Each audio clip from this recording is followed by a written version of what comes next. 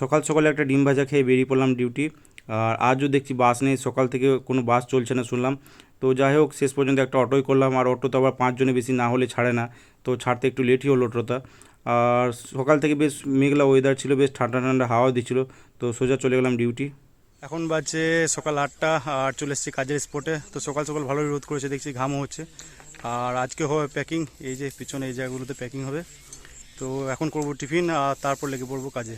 আর এই যে গাছতলায় সব বসে পড়েছে টিফিন করতে। আজ টিফিনে মুড়ির সাথে ছিল আলু ভাজা, আর সাথে ছিল একটা কালো জাম।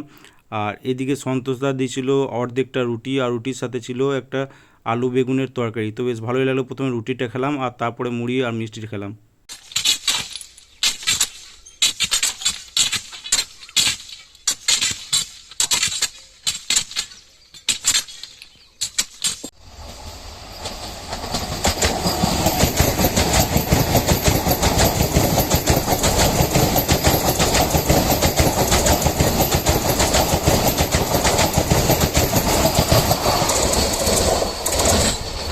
রেল লাইনের পাশের এই দিকে জমিগুলোতে বেশ ভালোই সবজি চাষ হয়ে দেখেছি।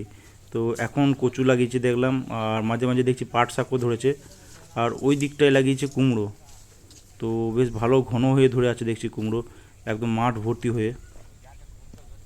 প্যাকিং করার পর আরেকটা যেটা কাজ করতে হলো সেটা হচ্ছে অ্যালাইনমেন্ট। তো in general rail track straight লাইনই থাকে, আর কোনো কারণে এই ট্র্যাক যদি এদিক ওদিক একটু সরে যায় তো অ্যালাইনমেন্টের খারাপ হয়ে যায়। তো শাবল দিয়ে সরিয়ে এই অ্যালাইনমেন্টটা আবার ঠিক করা হয়।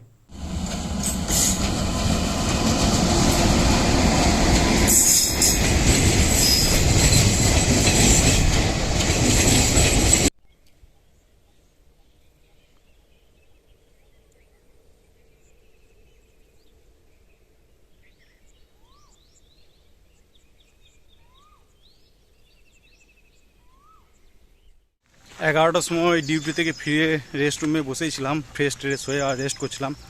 আর এখন বাজছে 12টা 10, আর আবার রেডি হয়ে বেরিয়ে পড়লাম। আজকে গ্যাঙ্গে রান্না হয়নি, তাই হোটেলে খেতে হবে।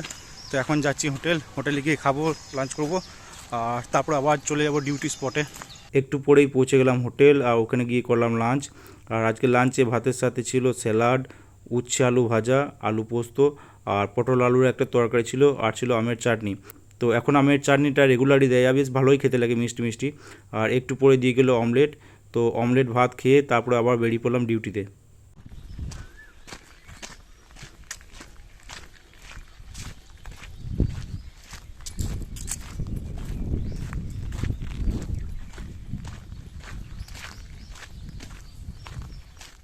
এখন বাজছে 6:30, আর জাস্ট ফিরলাম ডিউটি থেকে। তো আজকে ডিউটি থেকে ফিরতে অনেক ঝামেলা হলো, কারণ আমি প্রায় 4:30টার সময় বেরিয়েছিলাম ডিউটি থেকে। তো পাড়া হাউসে গিয়ে প্রায় 1 ঘন্টা ধরে কোনো বাস পেলাম না, অটো পাচ্ছিলাম না।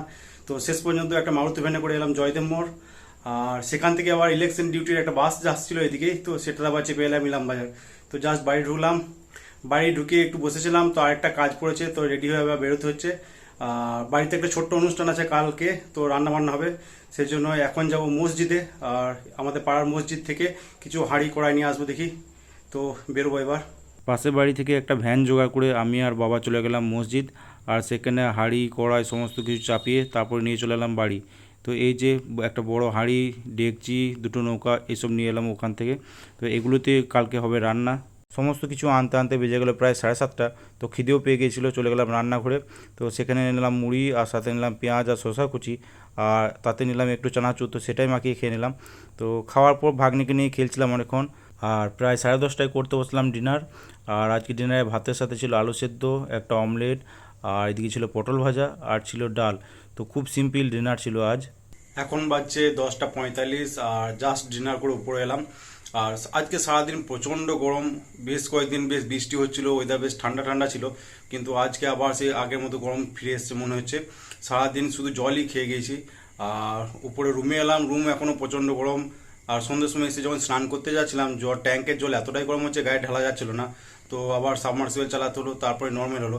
কদিন তো বেশ ঠান্ডা ঠান্ডা জলই বেড়েছিল, গায়ে নেওয়া যাচ্ছিল না, এমন অবস্থা সন্ধ্যের সময়। তো যাই হোক, সন্ধ্যেবেলায় মুড়ি খেয়ে শুয়েছিলাম নিচেতে, আর ভাগ্নিকে নিয়ে খেলা করছিলাম।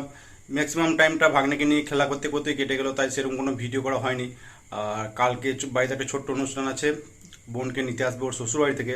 তো কালকে ভাগ্নে চলে যাবে, তাই ভাবলাম ভাগ্নে কোলে নিয়ে অনেকটা সময় কাটালাম ভাগ্নের সাথে। সেরকম কোনো ভিডিও করা হলো না আজ, আর একটু টায়ার্ডও ছিলাম। তাই ভাগ্নের সাথে কিছুক্ষণ খেলা করার পর নিচেতে শুয়ে পড়েছিলাম, ঘুমিয়েও পড়েছিলাম। তো 10:30টায় উঠে ডিনার করে তারপরে জাস্ট উপরে এলাম। উপরে এখন প্রচণ্ড গরম, রুমে কী করে রাত্রে ঘুমাবো সেটাই ভাবছি। তো আজকের ব্লগটা এখানে এন্ড করছি, আবার দেখা হবে কালকে। কালকে কখনো আমি ব্যস্ত থাকবো খুব, দেখি কখন ভিডিওটা এডিটিং করা যায় আর কখন আপলোড করা যায়। তো আজকের মতো টাটা, বাই বাই, দেখা হচ্ছে পরের ভিডিওতে।